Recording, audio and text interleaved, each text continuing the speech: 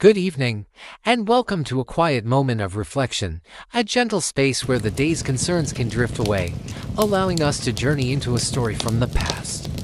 Tonight, our thoughts travel to the vast, snow-swept down steppes of Russia, to a tale of resilience and quiet heroism, centered around a forgotten train in the heart of winter. We find ourselves in the biting cold of January 1930, where an old train, laden with precious grain, found itself stranded, a solitary silhouette against an endless white expanse. The locomotive, a stalwart veteran of many journeys, had succumbed to the fierce grip of winter, its wheels frozen fast upon the icy tracks, far from any welcoming station. Its cargo, sacks upon sacks of life-sustaining grain, was desperately needed, representing nourishment and hope for communities awaiting its arrival, now held captive by the unforgiving elements. Endless, windswept plains stretched in every direction, the dawn steppes a formidable, frozen wilderness under a sky heavy with the threat of more snow, offering little comfort. Inside the train's cab, engine driver Ivan Petrovich, a man seasoned by years on the rails, knew the gravity of their situation as the temperature continued its relentless drop. With him was Mikhail, a fellow traveler who had boarded for passage, now sharing Ivan's predicament, their faces etched with concern in the dim, cold light. They understood that waiting idly was not an option, the grain was too valuable, and the risk of freezing too great, so a difficult decision had to be made swiftly. Ivan, his resolve firm despite the daunting prospect, declared they must venture out on foot to seek assistance from the nearest settlement, a kuder or small Cossack village. Mikhail, though perhaps less accustomed to such harsh realities, nodded in agreement, knowing their survival and the fate of the cargo depended on their courage and endurance. They wrapped themselves as best they could against the piercing wind, layers of worn clothing their only shield against the steppes' icy breath, preparing for the arduous trek ahead. Stepping down from the relative shelter of the train, the full force of the winter wind assaulted them, carrying fine, stinging particles of snow that bit at any exposed skin. The landscape was a monotonous canvas of white, the horizon a blurred line where the pale sky met the snow-covered earth, offering no easy landmarks to guide their path. Each step was a struggle, their boots sinking into the deep snow, the effort quickly draining their warmth and energy as they pushed onward into the desolate terrain. Ivan, drawing on his knowledge of the region, tried to maintain a steady direction, his eyes scanning for any sign of life, any wisp of smoke in the distance. Mikhail followed closely, his breath pluming in the frigid air, the silence of the steppes broken only by the crunch of their footsteps and the mournful howl of the wind. Hours seemed to pass in this grueling march, the cold seeping into their bones, their hopes sustained by the image of warmth and the thought of the vital grain. They spoke little, conserving their energy, their shared purpose a silent bond against the overwhelming desolation that surrounded them on all sides, testing their limits. The vastness of the steppe felt infinite, a stark reminder of human vulnerability against the raw power of nature in its most unforgiving mood, a truly humbling experience.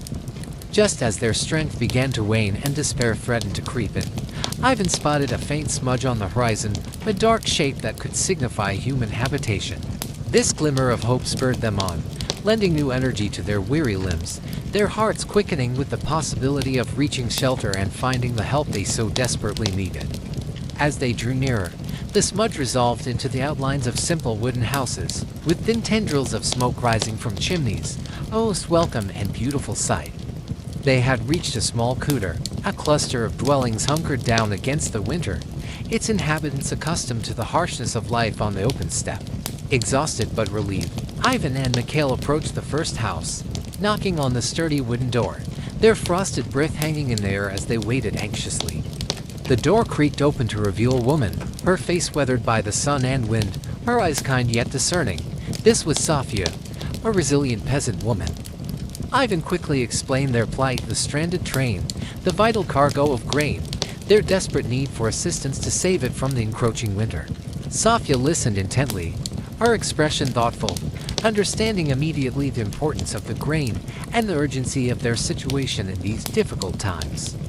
Without hesitation, she offered them the warmth of her home, a simple gesture of profound kindness in the face of the bitter cold they had just endured. She then moved with a quiet determination, telling them she would gather her neighbors, for such a task was too great for only a few hands to manage. Word spread quickly through the small community, the spirit of mutual aid, a cornerstone of rural life, awakening despite the hardships each family faced daily. Men and women, bundled against the cold, emerged from their homes, their faces serious but resolute, ready to contribute to the rescue of the precious cargo. They understood that the grain was not just a commodity but a lifeline, especially in those challenging years of the early 1930s in the Soviet Union. Soon, a small but determined group had assembled, their breath misting in the frosty air, their voices low as they discussed the best way to approach the formidable task. Sofia, with her natural authority and practical wisdom, helped organize the effort, ensuring they had what little equipment they could muster, perhaps some ropes or sturdy sacks. Led by Ivan and Mikhail, the villagers set out from the kuter, a column of dark figures moving purposefully against the vast, indifferent white of the snow-covered land. The journey back to the train was arduous for them too, but the shared purpose and the company of others made the biting wind seem a little less fierce. Reaching the stranded train, they saw it as Ivan and Mikhail had left it, a silent, frozen giant, its precious contents at the mercy of the elements. The villagers wasted no time, their movements efficient and practiced, born of a life that demanded hard work and cooperation for survival in this environment. They formed a human chain, or worked in small teams, to begin the laborious process of shifting the heavy sacks of grain from the train's wagons. Each sack was a considerable weight, a testament to the bounty of the earth, and moving them in the deep snow and freezing cold was a monumental effort. The air filled with the grunts of exertion, the rhythmic creak of footsteps on snow, and the occasional encouraging word, a symphony of collective human endeavor. Muscles strained and backs ached, but the work continued steadily, driven by a sense of urgency and the shared understanding of the grain's critical importance. Sofia worked alongside the men, her strength and endurance an inspiration, her presence a quiet reassurance to everyone involved in the demanding task. They carefully maneuvered the sacks, ensuring none were split or lost in the snow, each one handled with the respect due to such a vital resource. The light was beginning to fade as they worked, the short winter day drawing to a close, adding another layer of urgency to their already strenuous efforts. Slowly but surely, the wagons were emptied, the piles of grain sacks growing beside the track, a testament to their collective strength and unwavering determination. Now came the second part of their challenging mission, transporting these numerous heavy sacks across the snow-covered steppe to the nearest accessible railway station. This station, though distant, represented a connection to the wider world, a place from where the grain could finally continue its interrupted journey to those who waited. Some may have fashioned makeshift sledges, or used whatever means they had, to drag the sacks over the snow, a slow and painstaking process requiring immense effort. The procession of villagers, laden with or dragging the grain, became a moving frieze against the darkening landscape, a portrait of human resilience and cooperation. They moved with a steady rhythm, their progress slow but relentless, each step a victory against the cold, the distance, and the encroaching night. Ivan Petrovich, though weary, felt a profound sense of gratitude towards these selfless people who had come to their aid without question or hesitation. He watched them, their faces illuminated intermittently by the moon if it broke through the clouds, or perhaps by the faint glow of a carried lantern. The silence of the steppe was now filled with the sounds of their labor, a testament to the enduring strength of community in the face of adversity. Hours passed in this manner, a slow, arduous trek under the cold gaze of the winter stars, the world around them hushed and frozen deep. As they toiled, a subtle change began to occur in the eastern sky, a faint lightening, a soft blush of color heralding the approaching dawn. Ivan Petrovich, pausing for a moment to catch his breath, looked up and noticed this gentle transformation, the first promise of a new day. The sky above the vast, snow-covered fields began to awaken, with hues of pale pink and soft orange slowly unfurling across the eastern horizon. It was a moment of profound beauty and quiet significance, the birth of a new day seeming to bless their arduous efforts and their unwavering spirit. This nascent dawn, painting the endless snow with delicate colors, seemed to hold a promise, not just of light, but of future harvests and renewed life. For Ivan, who had seen so much of the country from his locomotive. This sunrise over the winter fields felt particularly poignant, a symbol of hope emerging from hardship. He saw in it the resilience of the land and its people, the enduring cycle of seasons, and the quiet dignity of those who labored with such commitment. The first rays of the sun finally broke over the horizon, casting long shadows and making the snow crystals sparkle like a carpet of diamonds, a breathtaking spectacle. The villagers, though exhausted, perhaps felt a renewed sense of purpose, their faces touched by the golden light of the newly risen sun, illuminating their path. They were nearing the station now, the end of their long and difficult journey in sight, the grain saved through their collective strength and unwavering spirit. The sight of the station buildings, however modest, must have been a profound relief, signaling the successful completion of their immense undertaking. The grain, representing sustenance and continuity, was safe, thanks to the kindness and hard work of Sofia and her fellow villagers from the humble cooter. Ivan knew he would never forget their faces, nor the quiet determination with which they had faced the challenge of the frozen steppe and the stranded train. Mikhail, too, would carry the memory of this extraordinary act of solidarity, a powerful reminder of human compassion in the harshest of circumstances. As the villagers began the process of carefully storing the grain at the station, ready for its onward journey, a sense of quiet satisfaction settled over them. Ivan Petrovich watched the sunrise fully illuminate the landscape, the vastness of the dawn steppes now bathed in the clear, cold light of a new winter morning. He thought of the future, of the spring planting that would eventually follow this harsh winter, and the promise of another harvest nurtured by the rich earth. The forgotten train, now empty, would eventually be recovered, but the story of its rescue, and the spirit of those who achieved it, would linger on. It was a testament to the simple, profound truth that even in the most challenging times, human connection and mutual support can overcome formidable obstacles. Sofia and her neighbors would return to their cooter, to their daily lives, carrying with them the quiet knowledge of a good deed done, a community strengthened. And Ivan Petrovich, as he prepared to report the situation and arrange for the grain's transport, felt a deep respect for the heralded heroes of the steppe. The memory of that dawn, breaking over the snow-laden fields after a night of intense labor, would remain with him as a symbol of endurance and hope. It was a reminder that even in the depths of winter, in the face of adversity, the promise of renewal and the strength of the human spirit endured.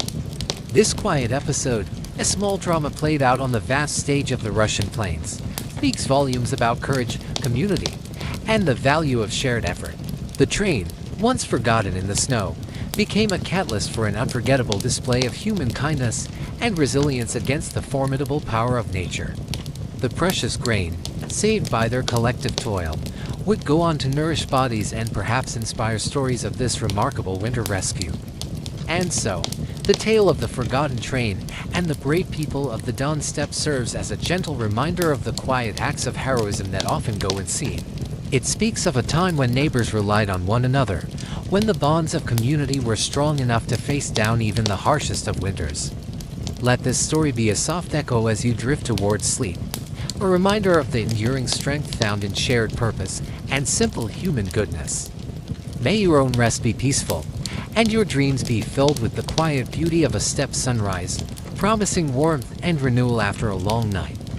The vast, silent plains eventually saw the train move on, and life returned to its rhythms, but the echo of that collaborative effort remained. The story of the grain, rescued from the icy grip of winter by determined hands, became a quiet legend whispered in the cooters of the dawn, and as the seasons turned, the memory of that shared struggle and triumph would warm the hearts of those who participated. A testament to their spirit. Good night. Let us drift back now to the quiet hum of the 1930s, a time when resourcefulness was a gentle art, and communities often found strength within themselves, especially when faced with new challenges.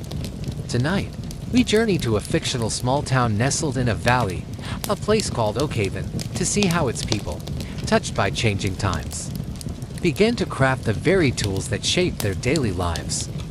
The familiar rumble of delivery trucks from the distant city had grown infrequent, then ceased altogether, leaving Untold's general store shelves bare and its workshops quieter than usual. This slow severing from the outside world meant that common items, from sturdy nails to sharp axe heads, were becoming precious. Their absence felt keenly in every farm and home. The townsfolk realized, with a growing sense of urgency, that to continue their way of life, to plant their fields and mend their homes, they would need to rediscover the art of making. Old Man Hemline, his hands gnarled but memory sharp, recalled his grandfather's tales of the village smithy, a place where fire and will bend iron into purpose, a spark of an idea igniting. Initial attempts were modest. Young Thomas, with earnest determination, tried heating a piece of a broken wagon spring in his kitchen hearth, hoping to fashion a simple hook for the barn door.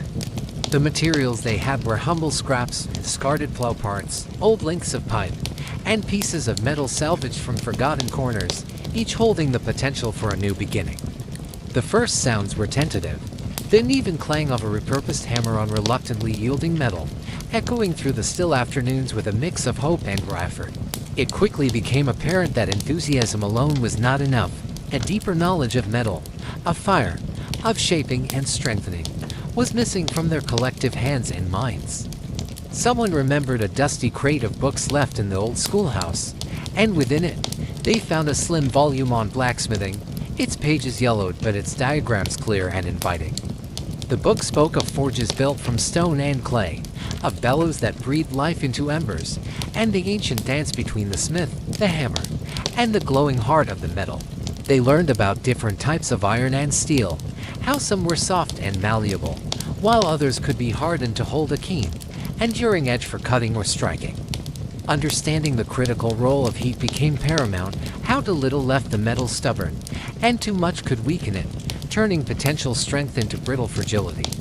The mysterious art of tempering, cooling the shaped steel just so, was described as the secret to giving tools resilience, allowing them to bend without breaking, to work without dulling quickly. Gathered in the town hall, illuminated by kerosene lamps, the people of Oak Haven discussed their findings, their voices a low murmur of shared purpose and cautious optimism for this new endeavor. They decided to abandon Grist Mill by the Willow Creek, with its sturdy stone walls and proximity to water, would be the perfect place to build their communal forge and workshop. The mill, silent for years, still held an air of past industry, its large, dusty space offering shelter and the promise of focused work, away from the everyday bustle of homes.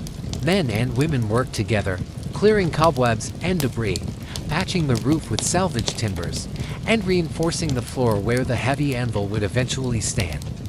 Using stones from the creek bed and clay from the nearby hills, they painstakingly constructed their first proper forge, its chimney reaching towards the sky like a hopeful finger.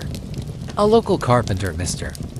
Abernethy, skillfully fashioned a large set of bellows from old leather and seasoned oak, its rhythmic sigh soon to become the heartbeat of their new enterprise.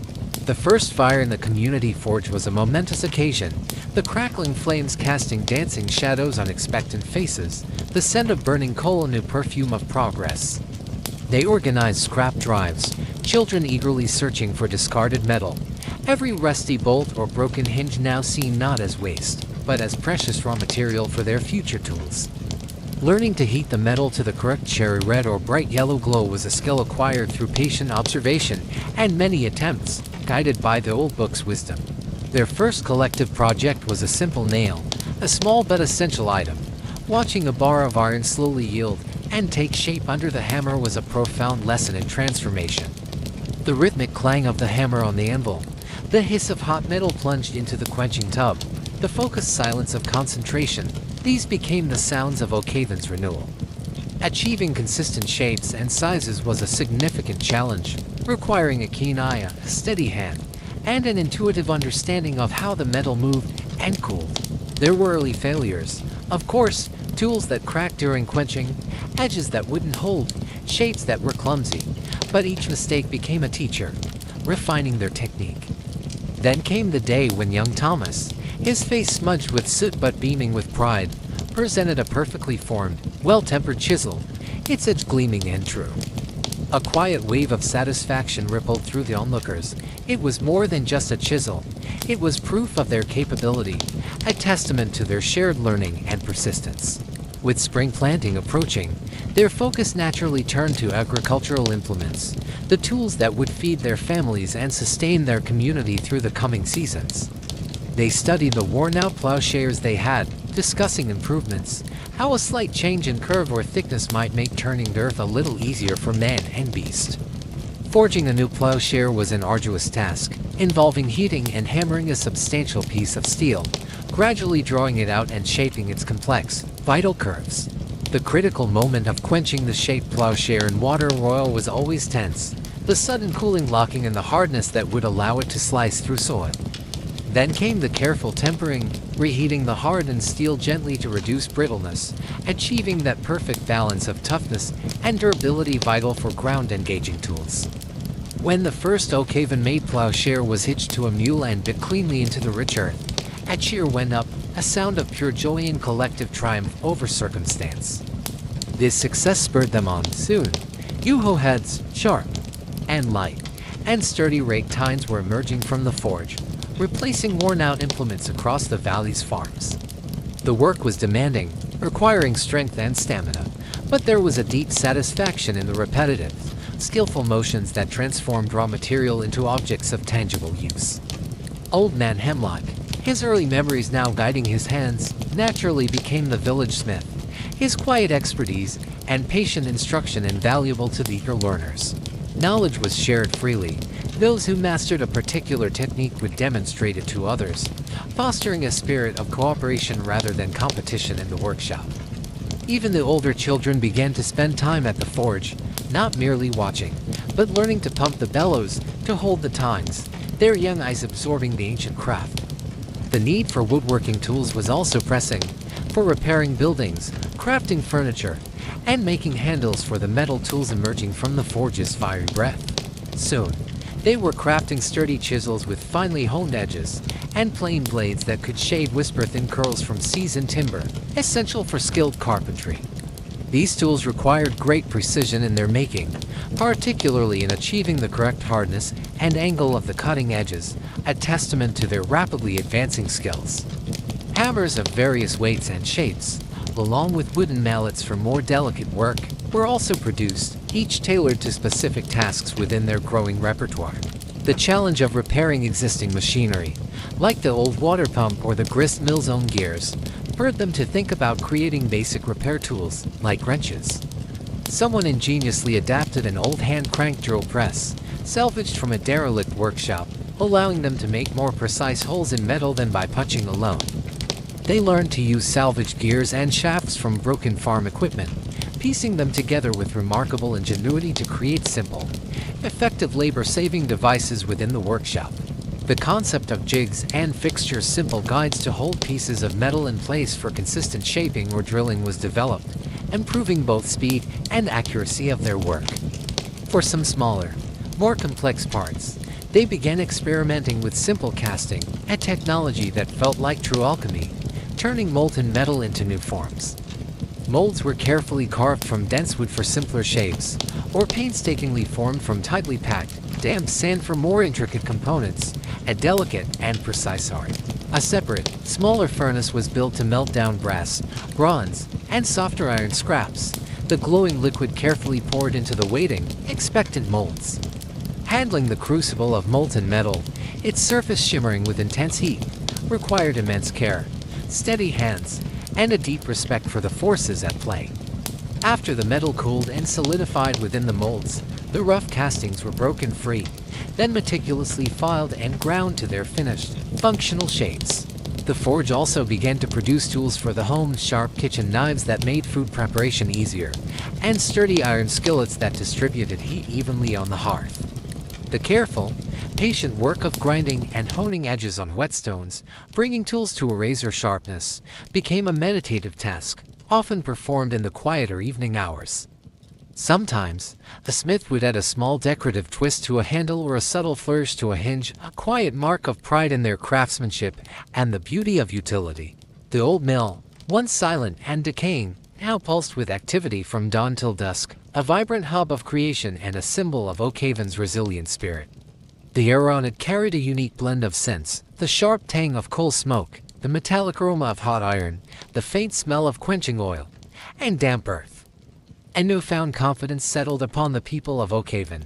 They were no longer just surviving, but actively shaping their environment and their future with their own hands. These handmade tools did more than just work the land or build shelters. They fostered a deeper connection to the tasks at hand, or respect for the effort involved. The tools they made were built to last, often heavier and more robust than the mass-produced items they once relied on, promising years of faithful service to their owners. Skills learned at the forge were passed down, father to son, mother to daughter, ensuring that the knowledge of making would not be lost to future generations in Oakhaven. Stories were told around the dying embers of the forge fire at day's end, tales of challenges overcome, of ingenious solutions, and of the quiet satisfaction of a job well done. A deep and spoken pride filled the community, a sense of self-sufficiency that warmed them more than any fire, forged in the shared effort of their hands and hearts. They had journeyed from a place of need and uncertainty to one of skill and assurance, transforming not just metal, but themselves and their bonds with one another. The tools they crafted became more than mere implements. They were tangible symbols of their resilience, heirlooms carrying stories of ingenuity and communal strength.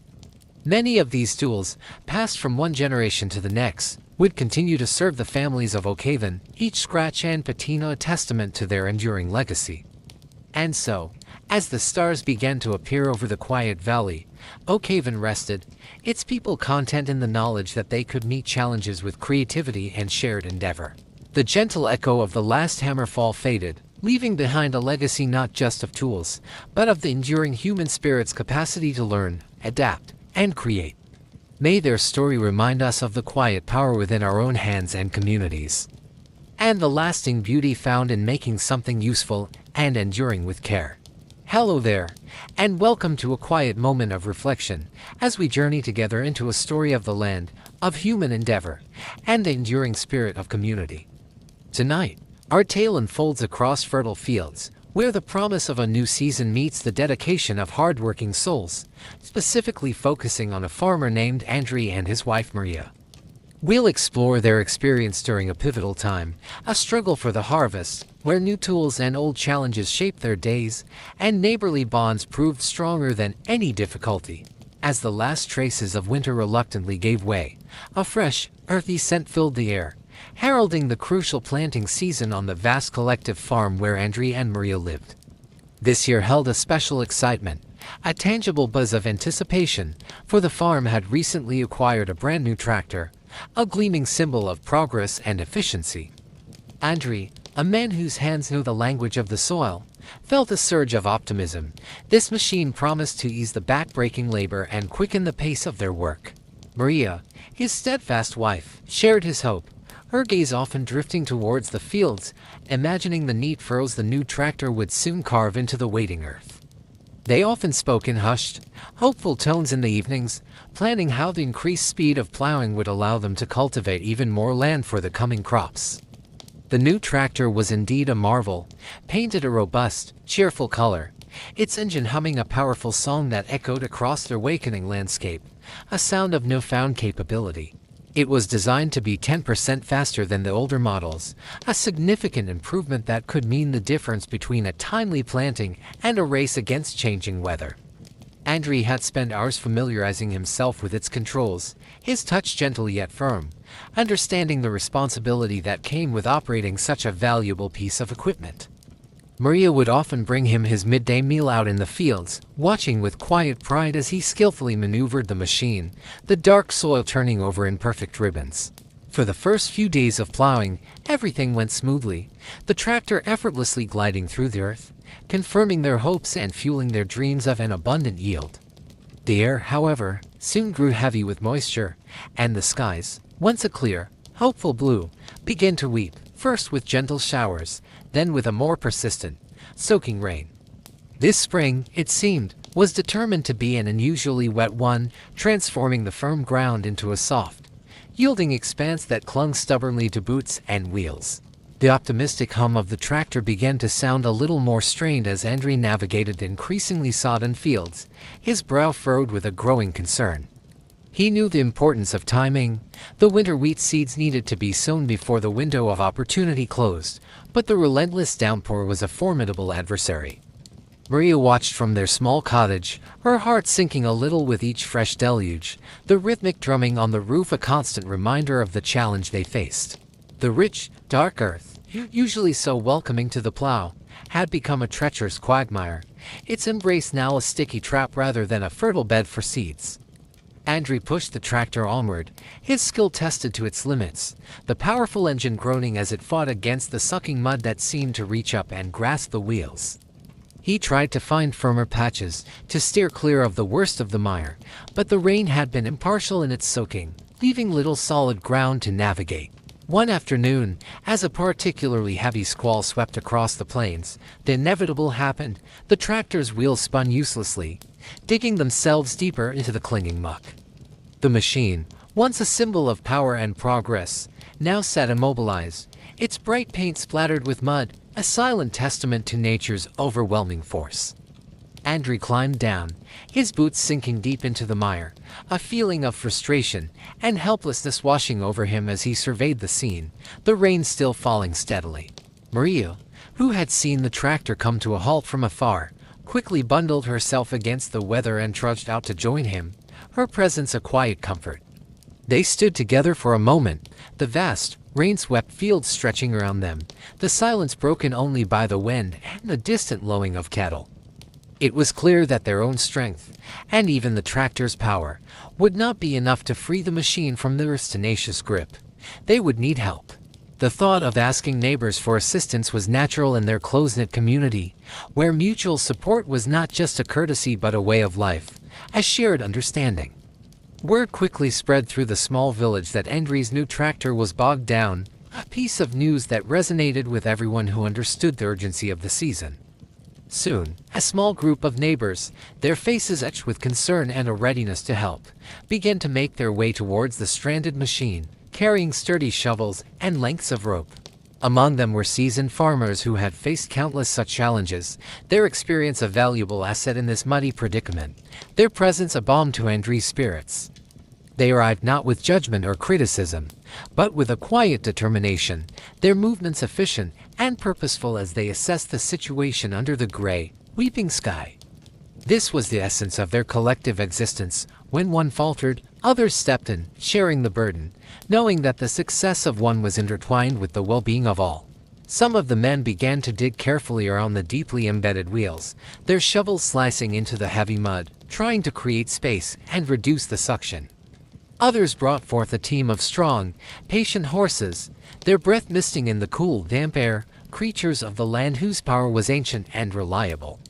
It was a poignant scene, the modern marvel of the tractor, temporarily defeated, now reliant on the timeless strength of animals and the collective human will.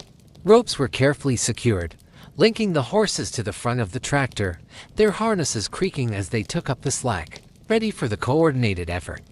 Andrew and Maria worked alongside their friends, their earlier frustration replaced by a focused energy, their hands muddy, their clothes soaked, but their spirits lifted by the shared task. With a call from the lead farmer, the horses strained forward, their powerful muscles bunching, their hooves finding purchase even in the slippery ground, a testament to their strength. Simultaneously, those with shovels pushed and levered, their efforts synchronized with the pull of the animals, a chorus of grunts and encouraging words rising into the damp air. Slowly, agonizingly, the tractor began to shift, the mud releasing its grip with a reluctant sucking sound, a small victory that spurred everyone on with renewed vigor. Inch by inch, the heavy machine was coaxed backward, its wheels turning, finding slightly firmer ground that had been exposed by the diligent digging of the team. Finally, with one last concerted heave, the tractor lurched free, rolling onto a patch of less saturated earth, its engine, once restarted, sputtering back to a more confident life. A collective sigh of relief, mingled with tired smiles, went through the group. The immediate crisis was over, the valuable machine saved from the mire's embrace. Andrew, his face streaked with mud and gratitude, clasped the hands of his neighbors, his voice thick with emotion as he thanked them for their indispensable help. Maria offered warm drinks and heartfelt appreciation to everyone who had braved the rain and mud, her eyes shining with relief and a deep sense of community warmth. There was no time to waste. However, the weather, though still unsettled, showed signs of a brief respite, and the crucial work of plowing needed to resume immediately. The shared experience had forged an even stronger bond between them, a reminder that challenges, when faced together, could be overcome with resilience and cooperation.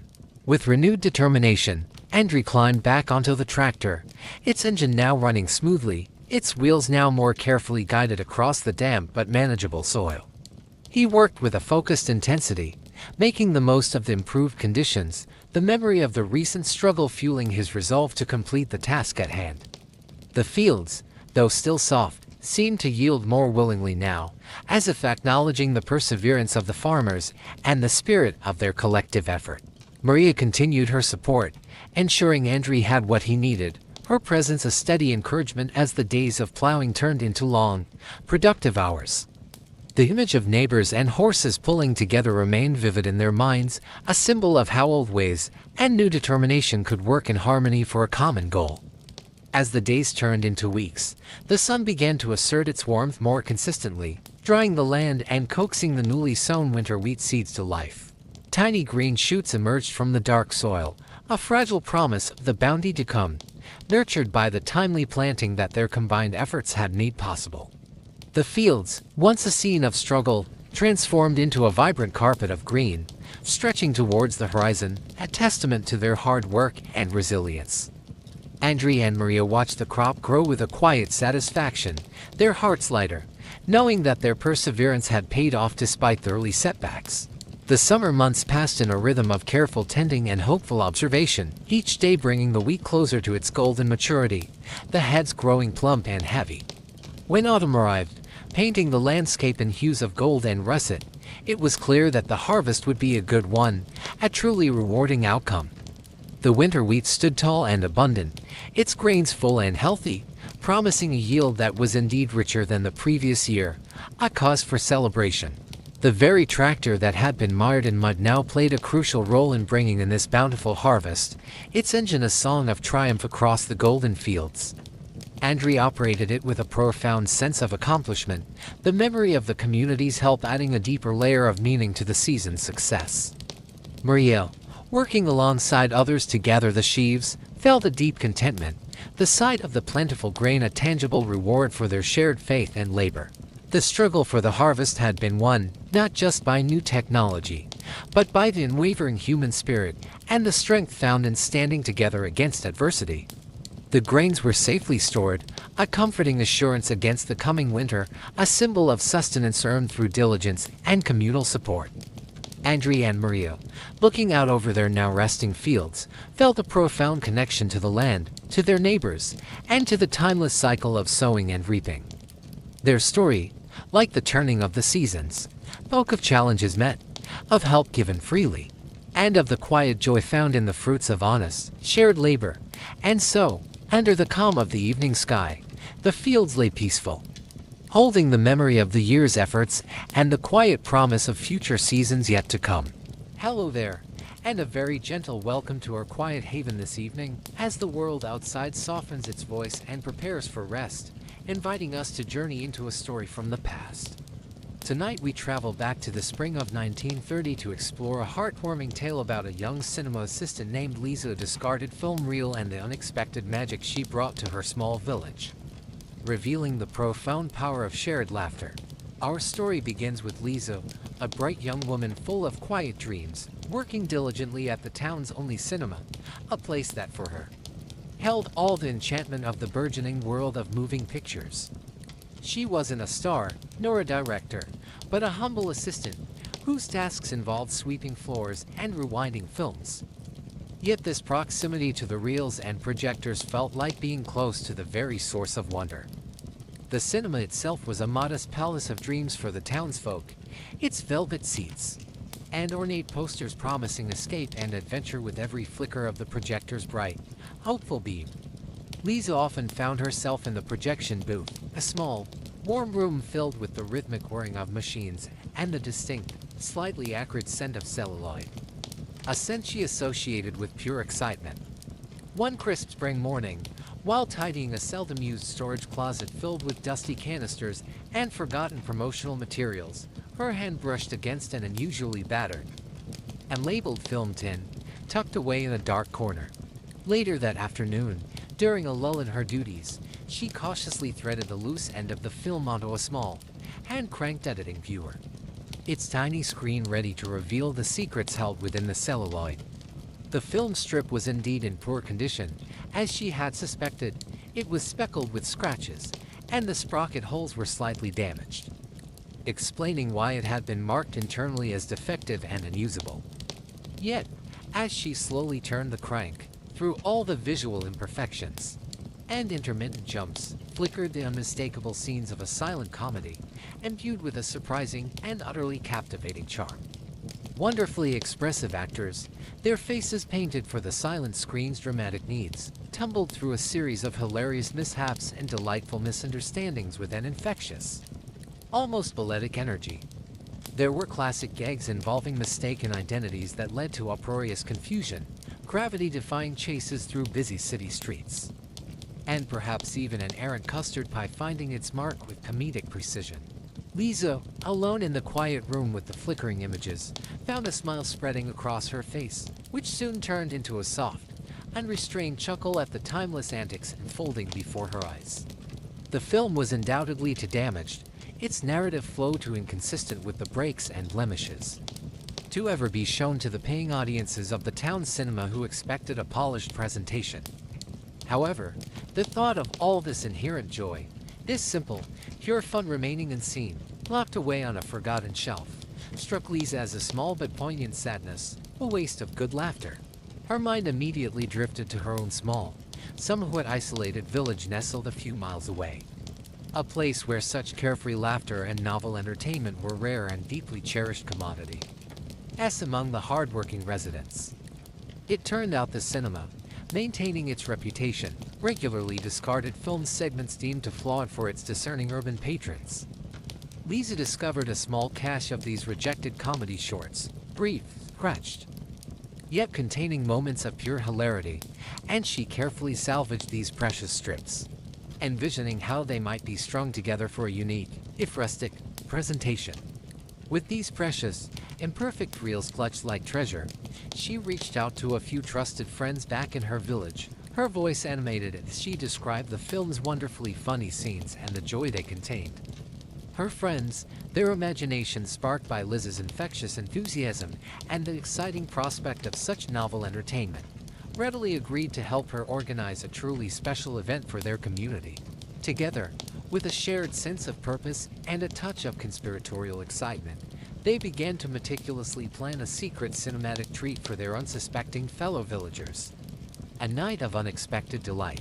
The chosen venue for this clandestine screening was the humble Village Club, a building more accustomed to quiet agricultural meetings or local craft circles than the glamorous flicker of moving pictures.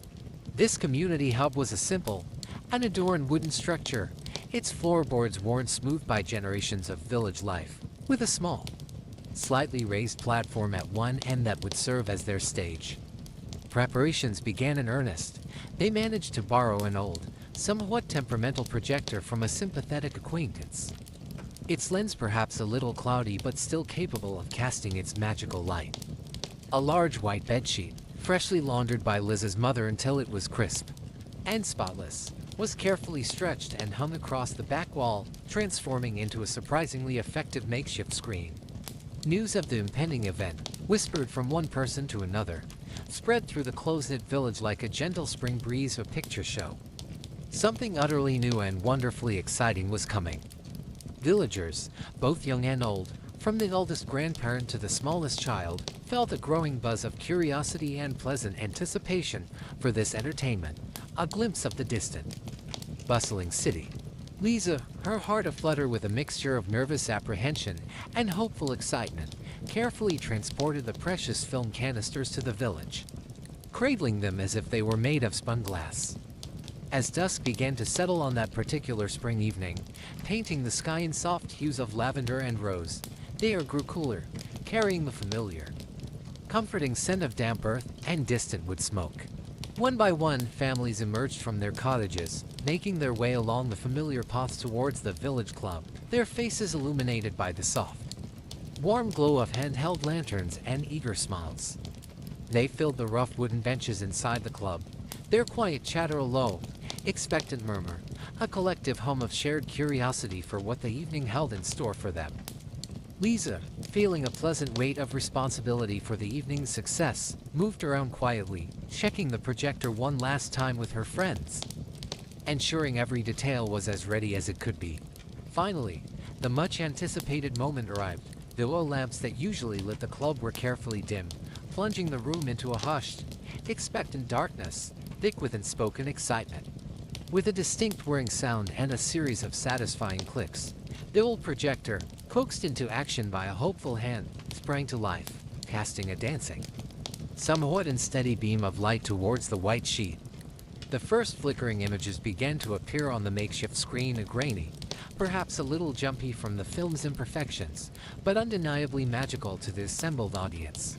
The opening title card of the silent comedy materialized, its ornate lettering announcing the start of the show, swiftly followed by the initial scenes depicting the chaotic, yet fascinating life of a faraway city. A profound hush fell over the gathered villagers, their eyes wide and fixed on the screen, many of them unaccustomed to such a vivid and immersive spectacle unfolding before them in their own familiar hall. On the screen, the talented actors, masters of mime and expression, began their comical escapades, their exaggerated gestures and expressive faces telling a story that needed no spoken words to be understood. A dapper gentleman in a top hat found himself in an absurd predicament involving a very long ladder and an open window, while another character hilariously failed to control a mischievous small dog. Suddenly, the silence was joyfully broken by a child's unrestrained giggle, clear and bright as a tiny silver bell, a sound that seemed to grant permission for others to express their amusement. Then another laugh joined in, deeper and more robust, followed by a few more tentative chuckles, which soon began to swell and grow bolder, spreading like a happy infection. Before long, the entire village club was filled with rolling, unrestrained waves of laughter, genuine and heartfelt, echoing off the simple wooden rafters, a symphony of pure, unadulterated joy. Men and women, whose days were typically filled with hard physical labor from sunrise to sunset, found their faces crinkling with unrestrained amusement, their shoulders shaking with mirth. They leaned into each other, friends and neighbors alike, occasionally pointing at the screen with delight, sharing in the simple, universal humor that transcended their everyday lives and concerns. The brilliant physical comedy, the silly, well-timed chases, and the actors' wonderfully expressive faces needed no translation, no complex understanding. It spoke directly to the heart. Some villagers laughed with such abandon that tears of mirth streamed down their weathered cheeks, and they found themselves dabbing their eyes with handkerchiefs or the backs of their hands. In that shared space, they were no longer just a collection of individuals sitting on benches. They had become a collective, intrinsically united by this unexpected and overwhelming tide of shared joy. The flickering images, born from the imagination of people in a distant, unknown city, had somehow managed to weave an invisible, yet incredibly strong, thread between every single person in that room. Lisa, meanwhile, had positioned herself near the back of the hall, her gaze shifting not to the screen, but to the illuminated faces of her neighbors, her friends, her community. She saw the pure delight, the childlike surprise, the unadulterated happiness reflected in their wide eyes and broad smiles, a sight that warmed her more than any applause could have. In that precious moment, surrounded by the genuine, unrestrained warmth of their collective laughter echoing in the simple hall, a profound and deeply moving understanding began to crystallize within Liz's young heart, shifting her perception of the moving pictures she so dearly loved from mere entertainment to something far more significant and connective. This moving picture, this simple, flawed comedy, was so much more than just a diversion. It was acting as a powerful, invisible bridge connecting disparate worlds and experiences. It effortlessly connected the people on the screen, those actors from a glamorous, far-off world, with this earnest, appreciative audience in their quiet, rural village, proving that human experiences could be shared across any distance. It beautifully demonstrated that the universal themes of laughter, human folly, and the simple desire for happiness were understood and cherished by hearts in every corner of the world, regardless of background. As the silent comedy reached its chaotic, yet ultimately happy and satisfying conclusion, a spontaneous and heartfelt cheer erupted from the villagers, accompanied by a warm round of applause. The lamps in the club were slowly brought back up, revealing a room full of faces still beaming with pleasure, their eyes sparkling with the leftover mirth and the magic of the experience. People lingered long after the projector had cooled, chatting excitedly with one another, eagerly recounting their favorite hilarious moments from the film they had just witnessed together, prolonging the shared pleasure for many days afterwards. The village buzzed with animated talk of the picture show, the funny actors, and the surprising delight of that special evening, bringing a new lightness to their routines. Little inside jokes inspired by the film's gags and playful reenactments of some of the funnier scenes brought unexpected smiles to everyday chores and casual conversations among the villagers.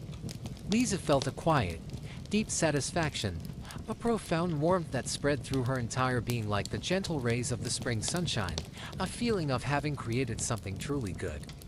She had always cherished the cinema for its captivating stories and its ability to transport her to other worlds, but now she saw its deeper, more fundamental power to connect human spirits.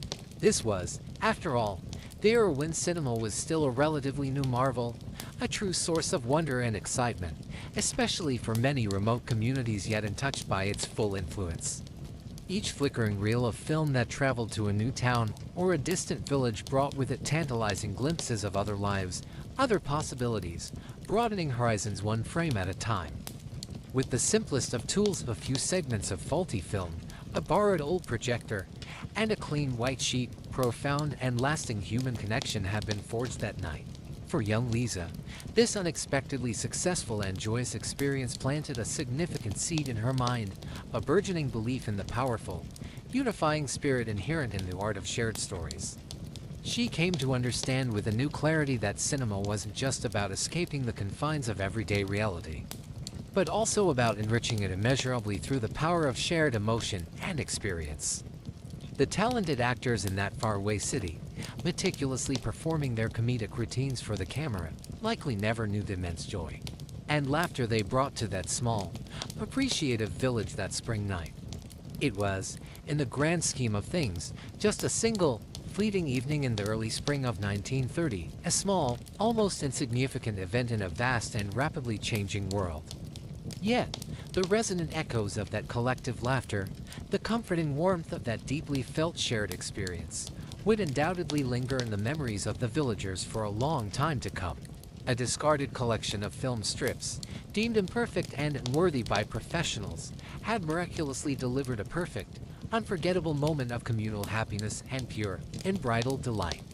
Liz's thoughtful initiative, born from her innate curiosity and a generous, sharing spirit, had touched many lives in a small but deeply meaningful way on that memorable evening. And so, the enchanting magic of cinema, even in its earliest, simplest, and most imperfect forms, continued to weave its captivating and unifying spell across towns and villages alike. Laughter, joy, and the simple, captivating wonder of moving images spoke a universal language that everyone, regardless of age or background, could instinctively understand and wholeheartedly appreciate. It serves as a gentle reminder to us all that even the smallest acts of sharing, driven by kindness and a desire to connect, can create beautiful ripples of happiness and unity in the world. The usually quiet, hard-working village, for that one special night, was wonderfully transformed into a vibrant place of uproarious delight, camaraderie, and unforgettable shared amusement under the projector's glow.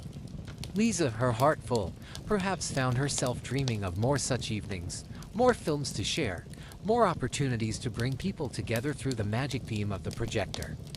And as the contented villagers slowly made their way back to their homes under the soft starlight, they carried a little bit of that unique cinematic light and warmth with them. It was a beautiful reminder of how a simple story, when shared with open hearts and a willingness to connect, can genuinely illuminate the world around us, making it a brighter place. So let that gentle, flickering image of shared joy and simple connection warm your thoughts, dear listener, as you drift softly and peacefully into a deep and restful sleep.